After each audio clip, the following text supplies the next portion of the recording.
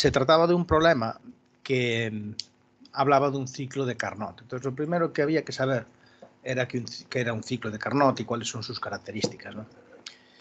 Por eso, en este problema voy a hacer un breve resumen de cómo hay que tratar, cómo se identifican las magnitudes fundamentales en ciclos de Carnot y que, junto con las temperaturas, qué magnitudes son importantes en la resolución de problemas que hacen referencia a este ciclo, ¿no? Bueno, datos clave cuando yo tengo un ciclo de Carnot son las temperaturas tanto del foco caliente como del foco frío. Es decir, los ciclos de Carnot están caracterizados, las máquinas de Carnot, tanto si son térmicas como frigoríficas, están caracterizados por trabajar entre dos focos a diferentes temperaturas. Por lo tanto, una primera característica es a qué temperatura está el foco frío, que en este caso dice que son 273 Kelvin, y a qué temperatura está el foco caliente, ¿vale? Que me dice que me decía el problema que el foco caliente estaba a 300 Kelvin. Vale, bien.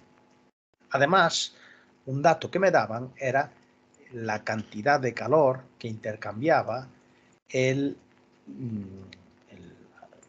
esta máquina de Carnot con el foco caliente y que en este caso me decía que eran 2000 calorías. Bueno, ¿cuáles son los fundamentos teóricos que yo tengo que conocer para resolver un problema de ciclo de Carnot? Pues, en primer lugar, tengo que saber cómo es un ciclo de Carnot, ¿vale? Un ciclo de Carnot es un proceso que en un diagrama PV se puede representar como un ciclo de 4 vértices y los procesos, o estos que van de 1 a 2, 2, 3, 3, 4 y el que cierra el ciclo, están aquí expresados, ¿no? El proceso que une el punto 1 con el punto 2, que es este, es una expansión. Fijaros, vamos de 1 a 2, por lo tanto, el volumen está aumentando y es isotérmica, es decir, todos los puntos que están sobre esta línea están a la misma temperatura. El proceso que va de 2 a 3 es un proceso adiabático y es una expansión adiabática, también es un proceso en el que aumenta el volumen. El que va de 3 a 4 es un proceso que es también isotérmico, pero es un proceso en el que disminuye el volumen, es isotérmico, y el que cierra el ciclo, que es este, es un proceso adiabático que va desde ese punto 4, que está a temperatura T', hasta el punto 1, que está a temperatura T, ¿vale? Es decir, que en 1, 2 y en 3, 4 no cambia la temperatura, en 2, 3 y en 1, 4 o 4, 1 transitamos de una temperatura del foco caliente a una temperatura del foco frío. Obviamente, la temperatura del foco caliente es la de la isoterma 1, 2, la de la más alta, es decir, las curvas isotérmicas en el diagrama PV son mayores cuanto más arriba están. Y la isoterma 3, 4 está asociada a una temperatura menor que la isoterma 1, 2. Por otra parte, los calores que se absorben del foco caliente y que se ceden al foco frío son los que están asociados precisamente a estos procesos. El proceso 1-2 es un proceso en el que el ciclo absorbe calor, ¿vale? Y ese calor, el calor asociado a ese proceso, es el calor que el ciclo absorbe del foco caliente. Los procesos 2, 3 y 4, 1, por ser adiabáticos, no tienen asociado ningún intercambio de calor, y el proceso 3, 4 está relacionado con una cesión de calor del ciclo al foco frío. Vale, ¿qué particularidad tiene el ciclo de Carnot? Pues la particularidad que tiene el ciclo de Carnot es que su rendimiento no depende de nada más que de las temperaturas. Y la demostración de cómo ese rendimiento depende única y exclusivamente de las temperaturas lo tenemos aquí. Bueno, una cosa importante es que el rendimiento de un ciclo térmico se puede expresar de estas dos maneras independientemente de cuál sea el ciclo. Es decir, estas dos expresiones matemáticas que tenemos aquí para el cálculo del rendimiento se pueden aplicar a cualquier ciclo, sea o no sea de Carnot, ¿vale? Donde Q1 menos me dice o representa el calor que intercambiamos con el foco frío y Q sub 2 más es el calor que se intercambia con el foco caliente. Además, W es el trabajo total del ciclo, ¿vale? La suma de todos los trabajos asociados a cada uno de los procesos que componen el ciclo. Los subíndices y los subíndices 1 y 2 implican eso, foco caliente y foco frío, y los superíndices más y menos nos dicen el signo de ese proceso, ¿vale? El criterio de signos termodinámico que utilizaremos nosotros será un criterio que consiste en lo siguiente. Es un criterio que tiene o asocia a si yo tengo un sistema, ¿no? Un sistema cualquiera, ¿vale? Si hay un calor, es el criterio del banco, ¿no? Si hay un calor que entra en el ciclo, ese calor le vamos a asignar signo positivo, ¿vale? Si entra en el sistema. Y si el calor sale del sistema,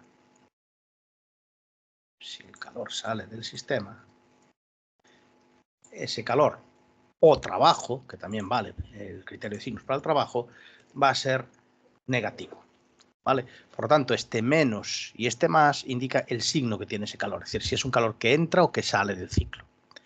Bien, ¿cómo llegamos entonces a que el ciclo de Carnot es un ciclo cuyo rendimiento solo depende de las temperaturas? Bueno, pues lo que se hace es tomar esta segunda expresión del rendimiento y donde pone Q sub 1 menos y Q sub 2 más, poner la expresión matemática que tenemos para el calor en una transformación adiabática. Y para eso yo lo que os recomiendo es que os sepáis este formulario que os di, ¿vale? En el que aparecen todas las transformaciones, isobárico, isócoro, isotérmico, adiabático y la expresión general, y asociada a cada una de esas transformaciones las magnitudes que me pueden mandar calcular: trabajo, calor, variación de energía interna, variación de entalpía y variación de entropía, ¿vale?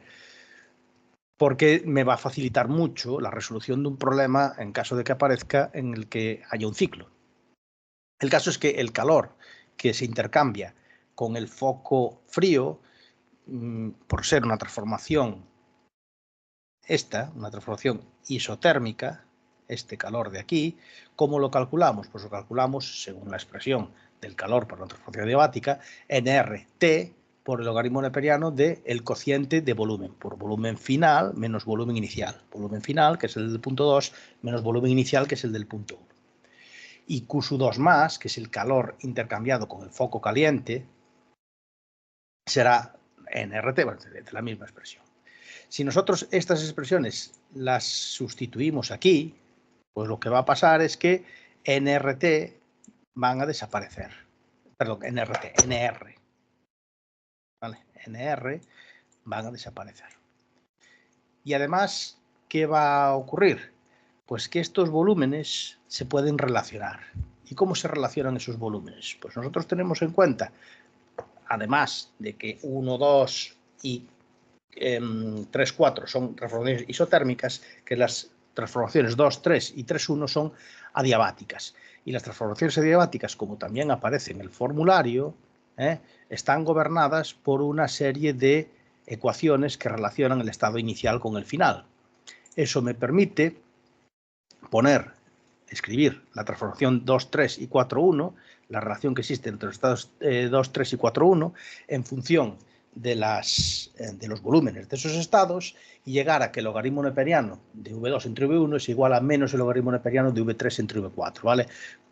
Lo que se llega es a esta relación entre volúmenes, se toma logaritmos en ambos miembros de la ecuación y se invierte una de ellas cambiando el signo, ¿no?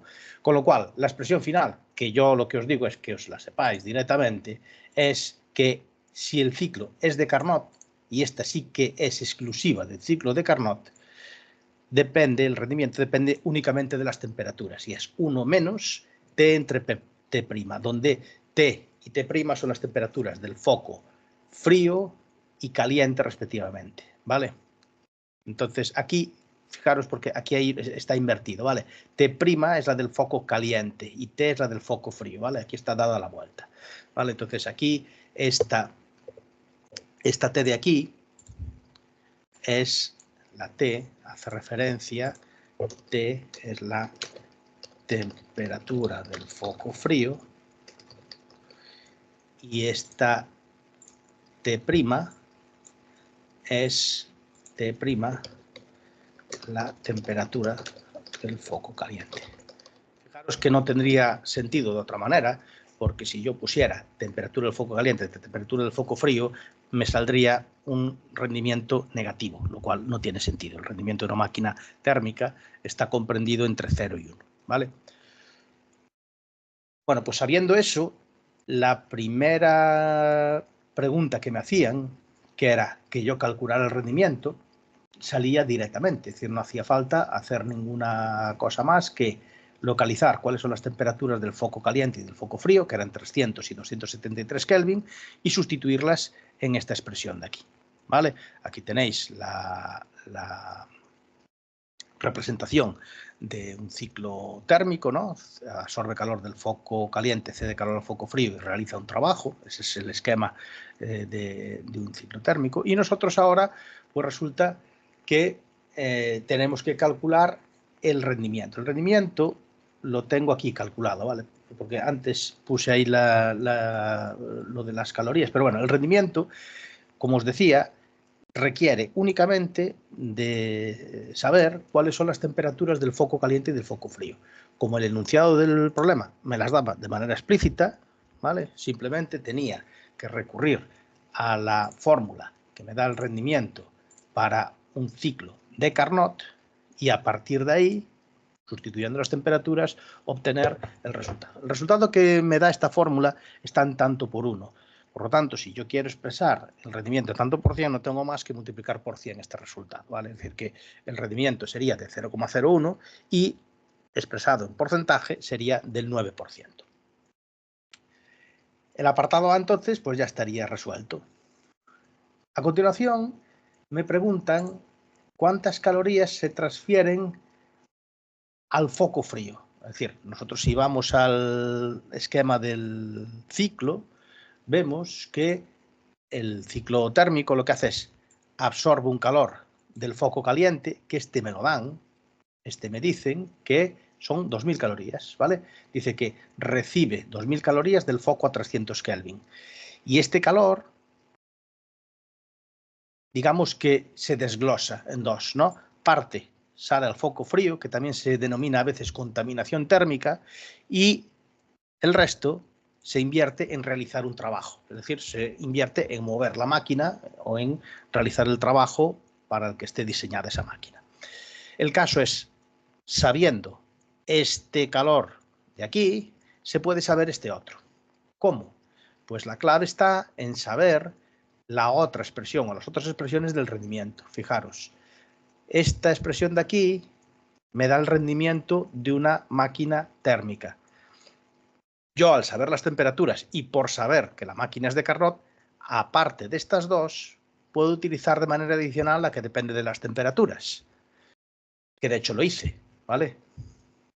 Esto implica que si el rendimiento es un dato conocido, que son 0,09, que aquí lo pongo, y esta expresión de aquí es una expresión en la que uno de los calores es conocido, el otro se puede conocer de manera inmediata, sin más que sustituirlo ahí. ¿Qué precaución hay que tener al hacer aquí la sustitución? Pues la precaución que hay que tener aquí al hacer la sustitución es que los calores han de ser sustituidos con su correspondiente signo. Es decir, que si el dato que yo tengo es de un calor cedido desde el foco caliente hasta el ciclo, yo ese calor lo tengo que poner con signo más. Y si el dato que a mí me dan es el calor que el ciclo cede al foco frío, yo lo tengo que poner con signo menos. De igual manera, los resultados que yo voy a obtener van a respetar este criterio. Es decir, si yo estoy calculando el calor que cede el foco caliente al ciclo, voy a obtener un resultado positivo. Y si yo estoy calculando el calor que el ciclo cede al foco frío, yo obtendré un resultado negativo, como efectivamente pasa aquí. Entonces, ¿aquí qué se está haciendo? Pues aquí lo que se está haciendo es directamente en esta expresión matemática, donde pone Q2 más, que es el calor cedido por el foco caliente, poner esas 2000 calorías que me decía el problema. Y entonces el rendimiento es 0,09, me queda una ecuación donde solamente hay una incógnita, que al despejarla da un valor de menos 1820 calorías. Esta expresión podéis utilizarla en la unidad que vosotros queráis, siempre y cuando ambas sean lo mismo. Es decir, que puedo utilizar calorías y calorías, julios y julios, kilojulios y kilojulios, como yo quiera, ¿vale? No hay una restricción para las unidades. Lo que sí es que hay una restricción para que ambas estén en la misma unidad, ¿no? Bueno, total, que el resultado eran 1820 calorías cedidas al foco frío, que es lo que representa ese Q1 menos. Con eso, el segundo apartado, pues ya está también. Y ahora me hacen la pregunta de qué pasaría si el motor funciona como frigorífico y recibe 2000 calorías del foco frío. Bien, los ciclos de Carnot son reversibles. ¿Eso qué quiere decir? Pues eso quiere decir que un ciclo de Carnot se puede comportar como máquina térmica o como máquina frigorífica. En términos del diagrama PV, ¿dónde está la diferencia? Pues en términos del diagrama PV, la diferencia está en que un ciclo es térmico si se recorre en sentido horario. Es decir, si el ciclo se recorre así, es térmico. Pero si el ciclo se recorre en sentido antihorario, estaremos hablando de un ciclo frigorífico. Según el esquema que planteamos aquí, el ciclo frigorífico lo que tenemos es que tiene todas las flechas invertidas. Es decir, que un ciclo frigorífico lo que hace es, lo tenemos aquí representado, absorbe calor del foco frío. Es decir, ¿qué hace la nevera? Pues la nevera lo que hace es saca calor de dentro de la nevera, expulsa calor al foco caliente, ¿vale? Si vosotros vais por detrás de la nevera, echa calor, ¿vale? Pues es ese calor que cede al foco caliente. Y además la nevera hay que tenerla enchufada, porque si no, no funciona. Entonces hay que realizar un trabajo sobre ella, ¿vale? En forma normalmente de corriente eléctrica que se le suministra al aparato. Bien, ¿qué tenemos aquí? Pues tenemos que el ciclo es exactamente el mismo. O sea, las temperaturas, ¿no? Esta son 273 Kelvin. Esta Kelvin. Y además me dice que las 2000 calorías son ahora, dice, el motor funciona como frigorífico y recibe 2000 calorías del foco a 273, es decir, del foco frío. Este calor entonces son, foco frío, máquina frigorífica. Este calor entonces son 2000 calorías. Ahora, el caso es positivas o negativas. Pues lo que tengo que mirar es, ¿esas calorías entran o salen del ciclo? Todo lo que entre, todo lo que apunta hacia el ciclo, hacia el círculo, es positivo. Todo lo que apunta hacia fuera del círculo es negativo. Entonces, como me están dando el calor que absorbe el ciclo del foco frío, ese calor, por estar su flecha indicando hacia dentro del círculo, es un calor que tiene signo más. Vale. ¿Cómo se calcula? ¿Cuál es la definición de la eficiencia de una máquina frigorífica? La eficiencia de una máquina frigorífica viene dada por esta expresión de aquí. Es el calor que absorbe del foco frío entre el trabajo que hay que suministrarle o que hay que comunicarle al ciclo. Bien, el problema que tengo aquí es que esto es un ciclo de Carnot y entonces esta expresión de aquí es una expresión general. Esta otra también es únicamente en función de los calores. Pero si el ciclo es de Carnot,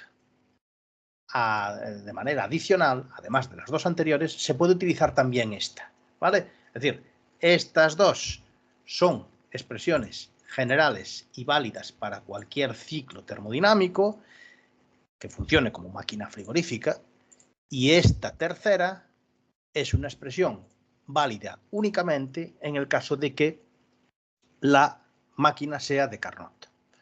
Bien, aquí lo mejor es igual que antes, es saberse la expresión de la eficiencia de la máquina frigorífica. Es fácil acordarse de cuál es la del foco caliente, porque esto tiene que ser positivo. Entonces, T2 menos T1, pues aquí ya puedo intuir yo que está representando T2 y T1. Es decir, T2 está representando la temperatura del foco caliente y T1 está representando la temperatura del foco frío. O que esto lo podemos intuir ya. Bueno, pues porque la eficiencia de un ciclo frigorífico tiene que ser una cantidad definida positiva. Y entonces esa resta que hay en el denominador me tiene que dar un número positivo. Luego T2 tiene que ser más grande que T1, ¿no? Entonces, pues no hay mucho más que pensar, ¿no? Es un razonamiento muy simple. Lo que sí que tengo que acordarme es de que tanto en la expresión de la máquina térmica como en la expresión de la máquina frigorífica, las temperaturas es imprescindible que estén en Kelvin.